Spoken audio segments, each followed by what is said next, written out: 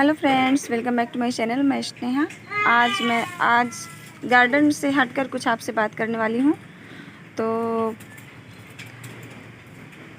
आज का जो मेरा टॉपिक है वो मेरे किचन वेस्ट कंपोस्ट पर है। तो यहाँ पर देखिए, मैं कुछ आपके साथ फ्लावर्स शेयर कर लेती हूँ। और अगर वीडियो अच्छा लगे तो वीडियो को लाइक शेयर कमेंट ज़रूर करिए, और मेरे चैनल पर नए हैं तो सब्सक्राइब भी कर लीजिए, और प्लीज़ बेल आइकन को भी प्रेस कर दीजिए ताकि आपको मेरी आने वाली वीडियो की नोटिफिकेशन मिलती रहे। तो मैंने कई बार किचन वेस्ट कंपोस्ट पर वीडियो बनाई है वैसे तो, लेकिन हर बार कुछ ना कुछ ऐसे कमेंट्स आते हैं जिनके लिए मुझे आज फिर से वीडियो बनानी पड़ रही है। और मैंने उसमें अपने गार्डन को भी नहीं दिखाया था, तो उन्होंने यानी बताया कि आप अपने किचन वेस्ट कंपोस्ट का रिजल्ट भी दिखाइए, किस तरह से आप अपने गार्डन में यानी आपके गार्डन में किस तरह से उसके यूज़ से यानी क्या क्या फूल आ रहे हैं। तो इसीलिए मैं थोड़े फ्लावर भी आप लोग को दिखा देती हूँ। ये देखिए किस तरह से यानी फ्लावरिंग हो रही है। इधर ये अपराजिता बहुत अच्छे से ब्लूम्स हो रही है और बहुत ही सुंदर सुंदर से फूल आते हैं इनमें। और ये तो मेरा मिनेचर हिबिस्कस, आप लोगों को पता ही है कितना ज़्यादा ब्लूमिंग करता है। ये देखिए लगभग 8-10 फूल आए हुए हैं आज इनमें। देखिए बहुत ही खूबसूरत से पूरे, कोई ब्रांच ऐसी नहीं है जिनमें फ्लावर्स नहीं आए हों। ये देखिए पूरे ऊपर तक, और इसकी हाइट भी अब काफ़ी ज़्यादा हो रही है। और यहाँ पे मेरे देखिए हाइब्रिड हिबिस्कस हैं, और ये बालसम बहुत अच्छे से ब्लूम्स हो रहा है। ये देखिए, तो जो मेरे फ्लावर वाले प्लांट होते हैं उनमें मैं अपनी किचन वेस्ट काफ़ी हद तक यानी उसको ही मिलाती हूँ। लगभग 30-40% मेरी किचन वेस्ट कंपोस्ट होती है उस प्लांट में। जब भी मैं प्लांट को नया रिपोर्ट करती हूँ तो उसका रिजल्ट मुझे काफ़ी अच्छा मिलता है, क्योंकि इतने ज़्यादा यानी माइक्रो न्यूट्रिएंट्स होते हैं। हमारे जो सब्जियों के छिलके होते हैं उनमें इतने ज़्यादा पोटेशियम की मात्रा होती है, आयरन की होती है, जिंक, फास्फोरस, लगभग सभी कुछ होता है। तो मैं अपने एडेनियम बस में यूज नहीं करती उसका, क्योंकि मुझे थोड़ा यानी डर लगता है कहीं फंगस वंगस ना लगे, क्योंकि एडेनियम बहुत जल्दी फंगस लग जाता है एडेनियम में। तो मैं इनमें सिर्फ वर्मी कंपोस्ट का यूज करती हूँ और बोन मिल का। बाकी तो जितने भी मेरे प्लांट हैं मैं अपने किचन वेस्ट कंपोस्ट उनमें लगभग काफ़ी ज़्यादा यानी यूज करती हूँ। तो चलिए हम चलते हैं अपने टॉपिक पर। तो यहाँ से देखिए कितने सारे फ्लावर्स आए हुए हैं गार्डन में, और इसी तरह हमेशा ही ब्लूम्स होते रहते। पूरे समर इन्होंने खूब फ्लावरिंग की, पूरे रेनी सीजन इन्होंने खूब फ्लावरिंग की, और अभी भी खूब सारे यानी फ्लावर अभी आ रहे हैं। विंटर तक आते रहेंगे जब तक कि इनका टाइम चलता रहेगा। और ये वाइट बालसम भी शुरू हो गया है फ्लावरिंग करना। और यहाँ पर भी देखिए काफ़ी सारे ब्लूम्स हो रहे हैं। रोज़ में कितने सुंदर फ्लावर आ रहे हैं। कुछ तो सूख गए हैं जिनको मुझे कट करके हटाना है, कुछ बहुत अच्छे से हेल्दी फ्लावर हैं। और ये देखिए सारा मेरा गार्डन, इनमें सब में मैं अपने किचन वेस्ट कंपोस्ट का यूज करती हूँ। ये देखिए बहुत अच्छे से फ्लावरिंग करते हैं। और यहाँ पे देखिए कैना लिली कितने अच्छे से ब्लूम्स हो रही है। और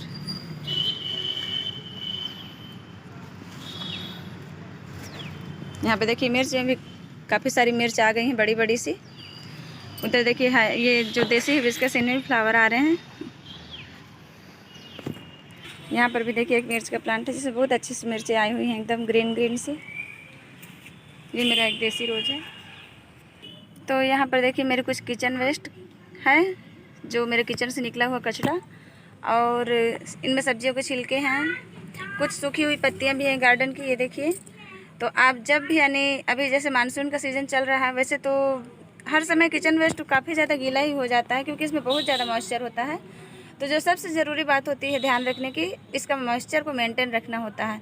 अगर आप इसके मॉइस्चर को मेंटेन रखते हैं, इसमें जितना आपका यानी सूखा गीला कंपोस्ट है यानी किचन वेस्ट है, उतना ही आप इसमें सूखा वेस्ट भी मिलाइए। जैसे सूखी पत्तियाँ हो गई और सूखी मिट्टी हो गई या फिर सूखी कंपोस्ट हो गई, तो आप उसको अगर मिक्स करके और फिर इसको मटके में भरेंगे तो ये फिर बिल्कुल भी इसमें ना तो बदबू होगी, ना कीड़े पड़ेंगे आपके कंपोस्ट में। बहुत लोगों की यही यानी प्रॉब्लम होती है कि हमारे कंपोस्ट में कीड़े पड़ जाते हैं वाइट कलर के, जो कि बहुत ही गंदे लगते हैं देखने में। तो मैंने भी धीरे धीरे ही सीखा है, मैं कोई एक्सपर्ट नहीं हूँ, लेकिन जो मैंने अब यानी करती हूँ जिस तरह से, तो वही मैं आपको बता रही हूँ कि ये जैसे हमारा किचन वेस्ट है, ये बिल्कुल आज का ही ताज़ा किचन वेस्ट है। ये देखिए यहाँ पे कुछ सब्जियों के छिलके हैं। तो मैं क्या करती हूँ, सबसे पहले मैं इसको एक दिन के लिए ड्राई होने के लिए छोड़ देती हूँ। तो जब हम इसको एक दिन के लिए सुखा लेते हैं थोड़ा अच्छे से, तो इसका जो मॉइस्चर होता है थोड़ा कम हो जाता है। नहीं तो क्या होता है इसमें बहुत ज़्यादा पानी छोड़ता है और फिर पूरे किचन जो हमारी वेस्ट मटेरियल होता है बहुत ज़्यादा यानी गीला हो जाता है, जिसकी वजह से उसमें फंगस तुरंत लगता है। फंगस के बिना तो खैर कंपोस्ट बनेगी ही नहीं, लेकिन जो कीड़े होते हैं वो बहुत जल्दी फिर लग जाते हैं। तो जब इसका मॉइस्चर थोड़ा कम हो जाएगा तो इसमें कीड़े नहीं लगते हैं। तो मैंने भी धीरे धीरे करके कई बार मेरे कंपोस्ट भी इसी तरह से बिल्कुल कीड़े लग जाते थे और फिर देखने में अच्छा नहीं लगता था, उसमें बदबू भी आने लगती थी, तो फिर प्रॉब्लम हो जाती है, देखने में भी अच्छा नहीं लगता और मन भी नहीं करता फिर इस तरह से कंपोस्ट बनाने को। तो आप उसको किसी पॉलीथीन में या फिर किसी पेपर में आप इसको ऐसे छत में डाल दीजिए सूखने के लिए, अगर आपके पास जगह है तो। अब ये देखिए मेरे किचन की गार्डन की जो सूखी पत्तियाँ हैं लगभग आधी डिकम्पोज हो चुकी हैं, लेकिन बारिश की वजह से ये भी गीली हो गई हैं, तो मैं इनको भी थोड़ा सा ड्राई कर लूँगी। तो जो हमारा ड्राई फॉर्म होता है दोनों को मिक्स करके यानी बराबर मात्रा आपको रखनी है। ये देखिए चुकंदर का जूस निकालने के बाद ये जो ये बचा हुआ है इसको भी थोड़ा सा ड्राई कर लेंगे। तो जितनी भी सब्जियों के छिलके हैं, ये मेरा कल का किचन वेस्ट है, आलू के छिलके, सबसे ज़्यादा मेरे यहाँ आलू के छिलके निकलते हैं जो कि पोटेशियम से भरपूर होता है और बहुत ज़्यादा। देखिए कल का है और इसमें देखिए अभी से कितना ज़्यादा इसमें पानी भी हो गया है। तो मैं अपनी किचन वेस्ट को इसी तरह से थोड़ा सा ड्राई कर लेती हूँ, तो ये बहुत ही ज़रूरी है। अभी मानसून में तो बिल्कुल भी, अगर आपके यहाँ बारिश, मेरे यहाँ ज़्यादा बारिशें भी नहीं हो रही हैं तो मुझे प्रॉब्लम भी नहीं होती। मैं इसको 1-2 दिन थोड़ा सा ऐसे ड्राई कर लूँगी, 1 दिन में ही हो जाता है मतलब ड्राई, थोड़ा सा इसका मॉइस्चर कम हो जाता है। उसके बाद इसमें कुछ सूखी पत्तियाँ, कुछ सूखी मिट्टी मिला करके, या फिर जो मेरी कंपोस्ट तैयार हुई कंपोस्ट होती है उसी को तैयार हुई कंपोस्ट को मैं इसमें मिक्स करके और फिर मटके में भर देती हूँ। तो ये इस सीज़न में डिकम्पोज भी बहुत जल्दी होते हैं और बहुत अच्छी यानी कंपोस्ट तैयार होती है। उसके बाद जो ऑप्शन है जैसे ये है सरसों की खली, ये देखिए ये सरसों खली का पाउडर है, तो आप इसको भी जिस समय मटके में भरते हैं या तो चाहे उस समय स्प्रिंकल कर दें, या फिर आप अभी जैसे है मॉइस्चर बहुत ज़्यादा है तो आप इसको ऐसे स्प्रिंकल कर दें। ये क्या होता है बहुत जल्दी डिकम्पोज करता है, जो भी यानी हमारा ये वेस्ट मटेरियल होता है उसको बहुत जल्दी यानी फास्ट बिल्कुल डिकम्पोजिशन होती है। आपने देखा होगा कभी भी किसी प्लांट में अगर आपने सूखा इसको पाउडर को ड्राई फॉर्म में डाला होगा तो तुरंत फंगस लग जाता है वाइट कलर का। तो वो जब फंगस लगता है और बहुत जल्दी यानी इसमें भी फंगस क्रिएट करेगा और तुरंत इसको डिकम्पोज कर देगा। तो एक तो ये होता है इसकी जल्दी डिकम्पोजिशन यानी शुरू कर देता है। ऊपर से जो चाय पत्ती होती है, जैसे ये देखिए ये चाय पत्ती है, तो चाय पत्ती भी बहुत जल्दी डिकम्पोजिशन को शुरू कर देती है। तो आप चाय पत्ती जो यूज्ड चाय पत्ती होती है आपकी, आप उसको भी इसमें मिक्स कर दीजिए और थोड़ा सा उसको भी ड्राई हो जाने दीजिए, नहीं तो उसमें भी कीड़े लग जाते हैं, बहुत जल्दी कीड़े पड़ते हैं उसमें भी। तो ये मेरा आपको बताने का सिर्फ यही मकसद है कि अगर आप लोगों के कंपोस्ट में कीड़े वगैरह पड़ जाते हैं तो आप इस तरह से यानी किचन वेस्ट कंपोस्ट बनाएंगे, फिर आप इसमें थोड़ी मिट्टी या फिर कंपोस्ट ऐड करके पूरा मिक्स करके इस तरह से जैसे शाम को, और फिर आप इसको मटके में भर दीजिए। तो मैं आपको दिखाती हूँ, ये देखिए ये जैसे मेरा बेसन रखा हुआ था ये भी पूरा रखे रखे ख़राब हो गया, तो इसको भी आप इसमें उबली हुई चीज़ें नहीं डाल सकते, जैसे कि चावल हो गया, पकी हुई सब्जियां हो गई, ये सब चीज़ आपको नहीं डालना है। आप सूखा मटेरियल डाल सकते हैं, दाल चावल यानी जो सूखा पाउडर फॉर्म में, जैसे आटा वाटा अगर आपके यहाँ बच जाता है तो आप उसको डाल सकते हैं। ये बेसन था जो कि बिल्कुल ये रखे रखे डिकम्पोज हो गया है, तो मैंने इसको भी इसमें डाल दिया है और जब इसका थोड़ा मॉइस्चर कम हो जाएगा तो मैं इसको भर के रख दूँगी। फिर तो मैं आपको दिखाती हूँ, और इसी तरह से मैं पत्तों की खाद भी बनाती हूँ। ये देखिए, तो पत्तों की खाद में मैंने एक ये बड़ा सा बैग तैयार किया है, जो मैं ग्रो बैग्स बनाती हूँ उसी को बड़ा सा सिल कर मैंने इसको तैयार किया है, क्योंकि बारिश के सीज़न में हमको पॉलीथीन की ज़रूरत पड़ती है। ये देखिए मेरे पूरे गार्डन की जितनी भी सूखी पत्तियाँ कचरा वगैरह निकलता है सब मैं इसमें भरती जाती हूँ, और ये लगभग पूरा डिकम्पोज हो चुका है। बस बड़े बड़े से जो टुकड़े थे वही अभी डिकम्पोज नहीं हुए हैं, बाकी इसमें काफ़ी हद तक ये डिकम्पोज हो चुका है। ये देखिए पूरी कंपोस्ट मेरी तैयार हो रही है, मेरी पत्तों की खाद बनकर रेडी हो रही है। और आप बारिश में भी बना सकते हैं, बस आपको थोड़ा सावधानी रखनी है। इसमें पानी में बिल्कुल भी मैंने एक बार भी पानी के छींटे नहीं डाले हैं, गीला सूखा जितने भी पत्ते निकलते थे बस मैं ऐसे भरती जाती थी। जैसे अभी भी मैं ये वाला जो इधर रखा हुआ है इकट्ठा, मैंने कल अपने गार्डन को सफाई की है, तो इसको भी मैं अभी इसी में डाल दूँगी। वैसे तो ये आधा से ज़्यादा डिकम्पोज हो चुका है, लेकिन मेरे पास अभी जगह नहीं है और फिर बारिश भी हो जाती है तो उसका पूरा फिर जो न्यूट्रिएंट्स है बह कर बाहर निकल जाएगा, इसलिए मैं इसको इसी में डाल दूँगी और ये धीरे धीरे डिकम्पोज होता रहेगा। और इसको मैं पूरा कवर कर देती हूँ, बंद कर देती हूँ एकदम से।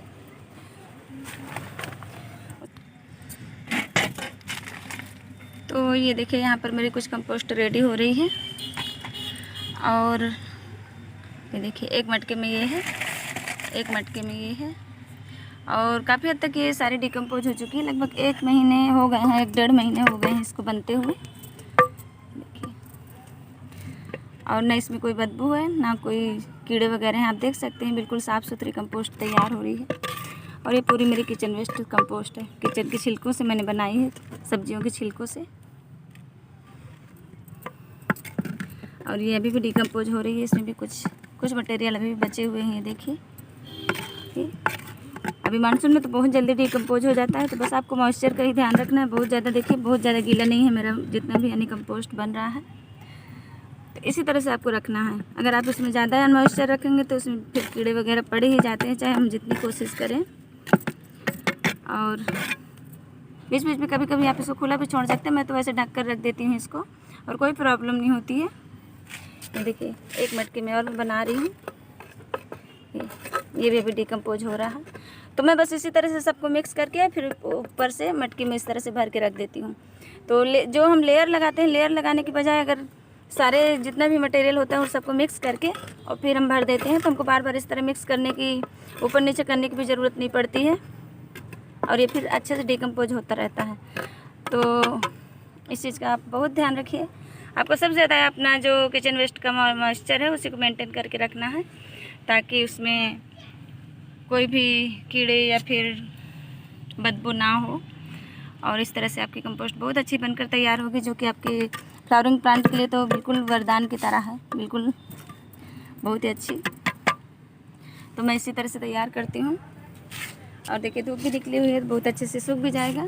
और इसको इसी तरह से आप 1-2 बार इसको ऐसे चला दीजिए, ताकि अच्छे से सब जगह इसमें थोड़ी धूप भी लग जाएगी और जितना भी एक्स्ट्रा मॉइस्चर होगा वो सब ख़त्म हो जाएगा। और फिर इसमें और भी जो भी चीज़ आप मिलाना चाहें, आप इसमें पेपर के टुकड़े भी मिला सकते हैं, कुछ गत्ते के टुकड़े मिला सकते हैं, फिर आपके यहाँ सूखी पत्तियाँ तो आप उनको मिला सकते हैं। और सबको मिला करके आप फिर मटके में भर दीजिए। और ज़्यादा मॉइस्चर लगता है तो आप एक बार पलट कर फिर से उसको थोड़ा सा 1 दिन के लिए डाल दीजिए धूप में। मैं ऐसे ही करती हूँ, क्योंकि मुझे कीड़ों का आना बिल्कुल पसंद नहीं है। अगर कंपोस्ट में कीड़े पड़ जाते हैं, देखने में भी अच्छे नहीं लगते फिर।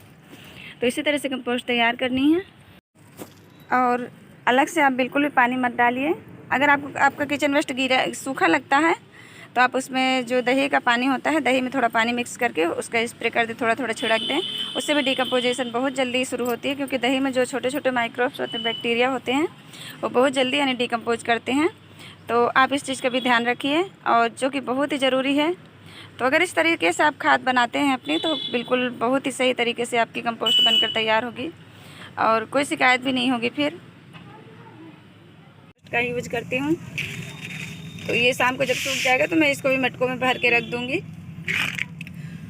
आप अगर पॉलीथीन में या फिर किसी प्लास्टिक के बर्तन बनाते हैं तो आप 2 दिन सुखा लीजिए, उसके बाद भरिए। मैं तो मटके में बनाती हूँ, इसलिए मैं 1 दिन सुखाती हूँ। तो आज का मेरा यही टॉपिक था। अगर वीडियो अच्छा लगा हो तो वीडियो को लाइक शेयर कमेंट ज़रूर करिए, और मेरे चैनल पर नए हैं तो सब्सक्राइब भी कर लीजिए।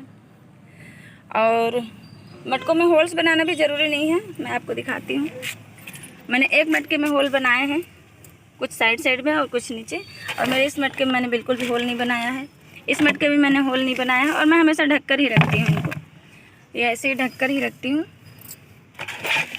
तो जब मॉइस्चर यानी ठीक ठाक रहता है तो उसमें ढकने में भी कोई दिक्कत नहीं होती है, बिल्कुल यानी इसी तरह से ढका हुआ ही रहता है हमेशा ये। और इसको भी मैं पूरा कवर कर देती हूँ। अभी मैं ये जितना भी कचरा है इसको डाल दूँगी, उसके बाद मैं इसको पूरा इस तरह से पूरा पैक कर देती हूँ। तो ये अंदर ही अंदर डिकम्पोज होते रहता है। तो बस फ्रेंड्स, आज के लिए इतना ही।